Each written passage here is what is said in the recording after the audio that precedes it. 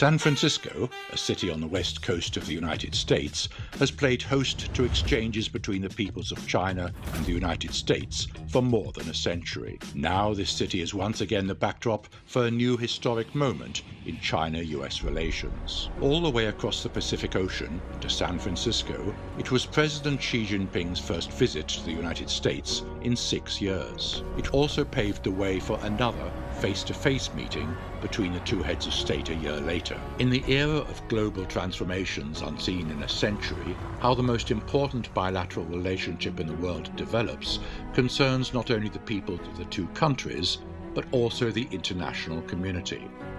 The two heads of state further discussed the right way for China and the United States to get along with each other as two major countries, reached more than 20 deliverables, and established the San Francisco vision oriented towards the future. This significant visit at a critical historical juncture steered China-U.S. relations back on track, proving once again that cooperation is the only right choice for China and the United States. 中美关系从来不是一帆风顺的，总会有这样那样的问题，总是在曲折中向前发展。这么两个大国啊，不打交道是不行的。 想改变对方也是不切实际的，冲突对抗的后果是谁都不能承受的。我相信，中美关系的大门一旦打开，就不会再被关上。 The relationship between China and the United States, being the most important bilateral relationship in the world, has a bearing on the well-being of peoples of the two countries, as well as on the peace, stability and prosperity of the whole world. To the question of how should China and the United States get along, President Xi Jinping has given a clear answer: mutual respect, peaceful coexistence and win-win cooperation. These three principles are an important conclusion informed by the evolution of China-US relations over the past 50-odd years. They are also the right way for major countries to live with each other in this era. President Carter is about to speak to the nation. His subject. 和美利坚合众国商定自1979年1月1日起互相承认并建立外交关系。 The United States recognizes the government of the People's Republic of China as a sole legal government of China. On January 1st, 1979, the People's Republic of China and the United States of America formally established diplomatic relations. The Shanghai Communique, the joint communique on the establishment of diplomatic relations, and the August 17th Communique, successfully issued by the two countries, have become the guiding documents for the development of China-US relations. 我觉得三个联合公报对于管控中美两国之间的这种分歧与摩擦，起到了这个关键的这个指导意义。应该说呢，也是中美关系能够健康稳定发展的一个政治基础。台湾问题事实上是我们核心利益中的核心。美方呢在三个联合公报当中呢，也都反复的对于一个中国原则进行了承诺。中美两国关系始终是有护栏的。这个三个联合公报就是中美能够 这个持续发展双边关系，中美能够这个和平相处的一个真正的护栏。 Henry Kissinger, an old friend of the Chinese people, contributed to the opening of the door in China-US relations. In 1971, as the then US National Security Advisor, he paid a secret visit to China as his president's special envoy. He played a pivotal role in facilitating former US President Richard Nixon's ice-breaking visit to China, resulting in a history-making handshake across the vast Pacific Ocean that captivated the whole world. On October 24th, 2023, at the annual gala dinner of the National Committee on US-China Relations, Kissinger said that he had spent literally half of his life working on the US-China relations. Whatever the twists and turns in the bilateral relationship, he had consistently held to the position that peace and cooperation between China and the US were crucial.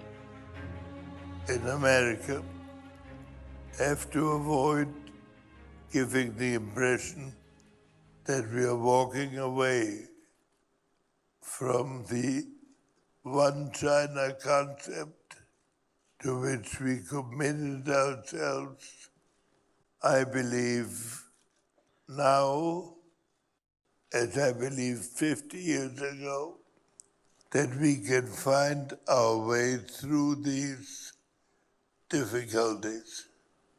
And I'm confident that all of you here will agree that peace and progress between China and the United States is in the self-interest of each country and in the interest of the world. Over the past 45 years, China-US relations have pressed forward despite various twists and turns. The two countries have conducted fruitful exchanges and cooperation on various fronts at bilateral, regional, and global levels. When the two countries established diplomatic relations in 1979, the China-US economic and trade relationship was virtually non-existent. But by 2022, it had grown to $759.4 billion in bilateral trade and over $240 billion in two-way investment. The two sides have also formed 50 pairs of sister provinces or states and 234 pairs of sister cities. Before the outbreak of the COVID-19 pandemic, there were more than 300 flights between China and the US on a weekly basis. We have very different political cultures and histories, of course, but, you know, for the last 50 years, we have managed to find a way to, you know, set those differences aside or manage those differences or respect those differences and focus instead on all of the areas where we do have common interests. Especially the US and China are very much interconnected now. And we've heard a lot of talk about US-China cooperation on climate change. The US-China trading relationship that has really brought about huge changes in East Asia and the Asia-Pacific region and all around the world. So I think it's clear that the region and the world hopes that the US and China are going to find a way through their difficulties and find a constructive way to go forward and hopefully a way that will benefit the rest of the world. Despite the ups and downs of China-US economic and trade cooperation over the past few years, the fact that China remains a crucial market and trading partner for the US has not changed. At the 2023 China International Import Expo, the US sent its largest ever delegation, establishing a national-level pavilion for the first time, with more than 200 American companies gathering in Shanghai. Products such as potatoes from Washington State, cheese from Wisconsin, and red wine from California were showcased at the exhibition. During the CIIE, the American Food and Agriculture Pavilion saw the signing of more than $500 million worth of deals. It was this that made Jason Huffermeister, acting Deputy Undersecretaries in the US Department of Agriculture, who attended the CIIE for the first time, really feel the huge potential of the Chinese market. We're happy to promote that because it's good for both sides economically, and it also helps greater understanding. We think that exchanges between US and China can help set a pattern for other countries as well that encourage open markets, to remove barriers to trade, to lower the cost of food, and also to remove barriers to technology. If US and China make progress in these areas, the whole planet will benefit. A month ago, at the first China International Supply Chain Expo, 20% of the foreign exhibitors were from the United States. Many of the world's top 500 enterprises and multinational companies, including Amazon, ExxonMobil, Apple, Tesla, and Qualcomm, chose this expo as their product launch venue. The latest report on U.S. exports to China 2023, released by the U.S.-China Business Council, indicates that the total U.S. exports of goods and services to China are estimated to have supported more than 1 million American jobs, and of the over 70,000 American companies in China, nearly 90% are earning profits. Statistics show that the essence of the economic relationship between the two countries is win-win cooperation, and maintaining economic and trade cooperation serves the interests of both sides. China's been in a long period of reopening and making different sectors more available. At the same time, U.S. companies and of course other foreign companies have continued to play a role as China's economy has boomed. We actually think that the U.S.-China relationship is really a win-win. We call this a symbiotic relationship where both sides benefit. And of course, the Chinese economy has done well. It's helped the U.S. economy, and now we rely on each other very much for more things than almost anybody can imagine. And if we were to decouple and take these economies apart, both sides would suffer. In fact, the whole world would suffer. 中美建交45年来，中美经济关系的发展是超过所有人的预期的。中美两国紧密交融，对中美两国有利，对世界的发展有利。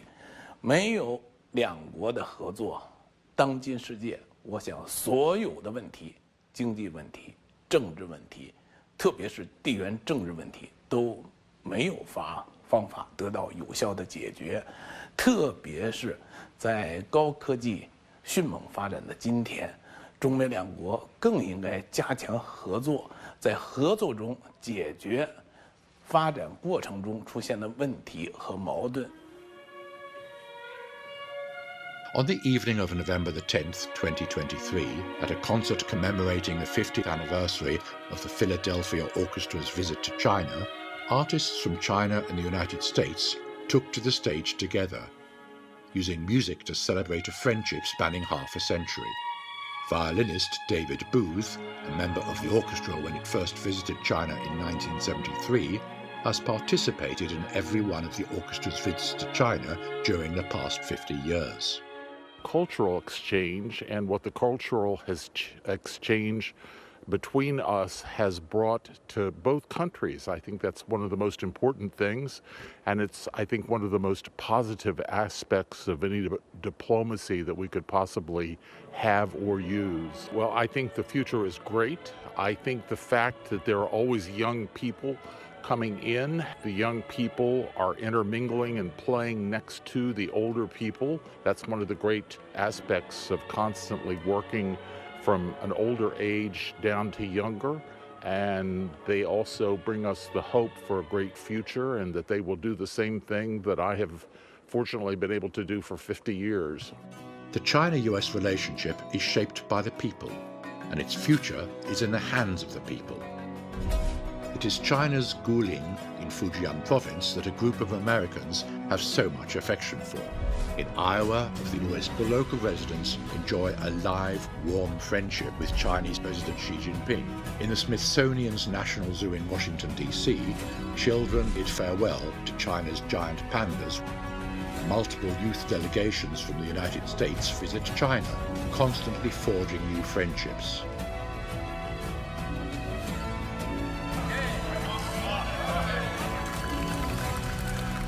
I think people-to-people exchange is so important. I, from the United States, know a lot of people who respect China and are interested in Chinese history and Chinese culture and want to learn more about its political system. And I think it's important to actually come here to see the country with your own eyes. So I came here to try to do more research, to learn more about China's perspective. I think what Xi Jushi said, one of the most important things, is that friendship between the peoples of two countries is the key to a good relationship. And I truly believe this, that our friendship is cornerstone on which our good relationship rests. With our coming together, that we can build a profound friendship for the future. As two of the most influential states of the world, China and the United States did many great things, benefiting the world through their cooperation.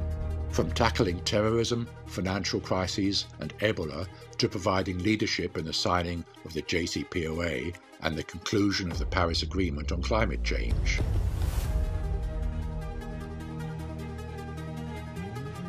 During the 28th meeting of the Conference of the Parties, or COP28, to the United Nations Framework Convention on Climate Change, China and the United States reaffirmed engagement in bilateral cooperation and action on climate change.